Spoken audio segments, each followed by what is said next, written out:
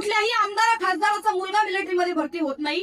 जर भरती कोणाचा मुलगा होतो तर ज्याची आई 4 ठिकाणी फाटकं लुगडं घालते, फाटकी साडी घालते, तिचा मुलगा, आणि ज्याचा बाप शेतामध्ये दारी धरतो ना, त्यांचा मुलगा आज मिलिटरीमध्ये भरती होतो.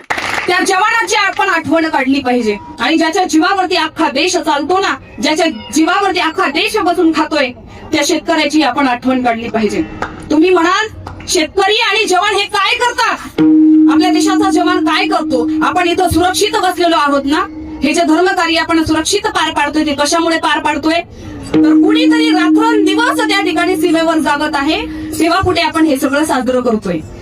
त्या जवानाची आपण नेहमीच आठवण काढली पाहिजे आणि जवानाची निश्चितच त्या ठिकाणी आपण उपकार मानले पाहिजेत.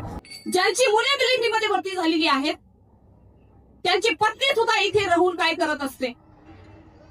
आपण जर आपल्या देशाचा नकाशा हातामध्ये घेतला तर आपण काय पाहतो?